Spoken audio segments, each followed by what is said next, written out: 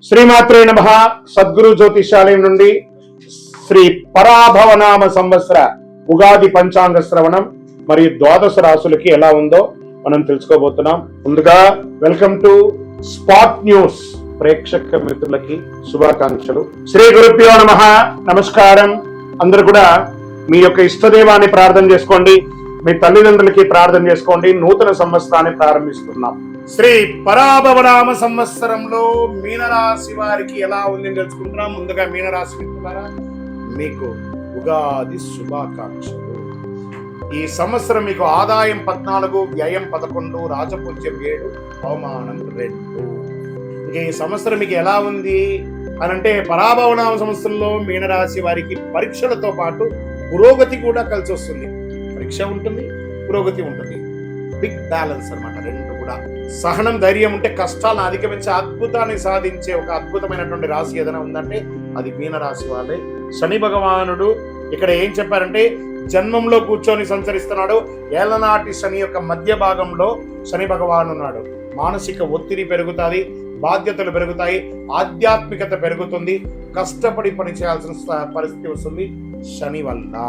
మరి గురు భగవానుడు ఎలా ఉన్నాడంటే, ప్రారంభంలో గురుడు 4వ ఇంట్లో, జూన్ 2 5వ ఇంటికి, అక్టోబర్ 31 6వ ఇంటికి, మళ్ళీ జనవరి 25 2027 తిరిగి 5వ ఇంటికి వస్తున్నాడు.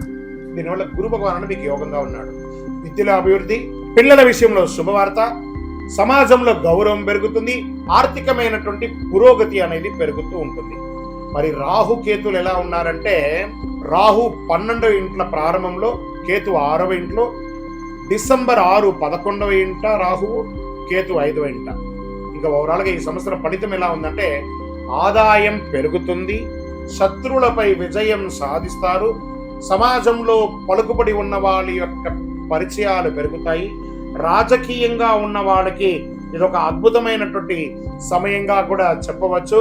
ప్రారంభంలో కాస్త ఖర్చు ఎక్కువైనా ఈ సంవత్సరం చివరిలో ఆదాయం పెరుగుతుంది. వ్యాపారంలో లాభాలు వస్తాయి.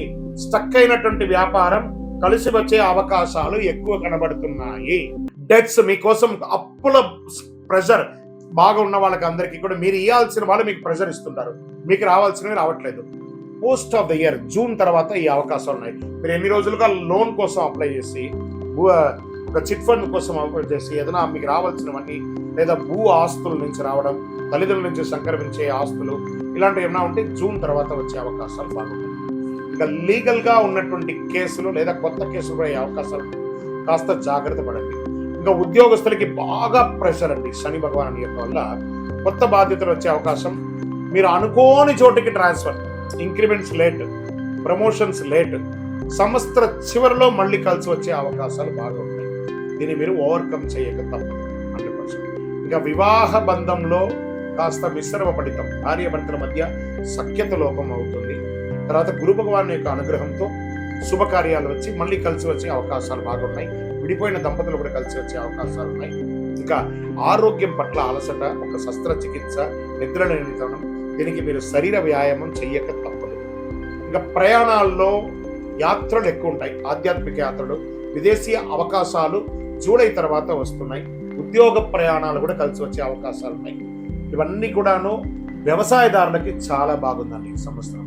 ఇంకా ప్రింటింగ్, ఎలక్ట్రానిక్ మీడియా వారికి బాగుంది, సర్వీస్ సెక్టర్ వారికి బాగుంది, రీసెర్చ్ చేస్తున్నటువంటి వారికి చాలా బాగుంది.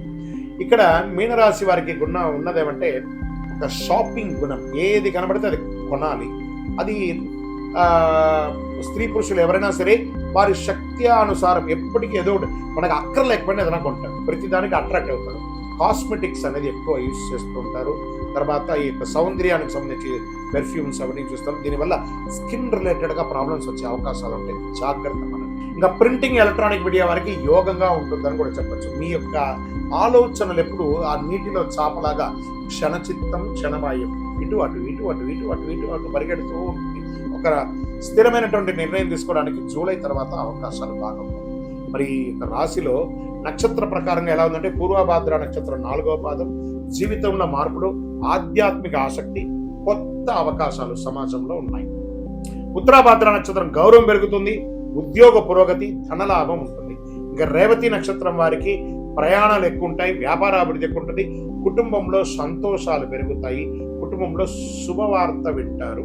అద్భుతమైనటువంటి ఫలితాలు ఉంటాయి. ఆస్తిపాస్తులు కొనుక్కునే అవకాశం ఉన్నాయి. రాజకీయ నాయకులు కూడా మంచి అవకాశాలు ఉన్నాయని కూడా చెప్పచ్చు ఈ సంవత్సరం. అదృష్ట సంఖ్యలు 3, 7, 9.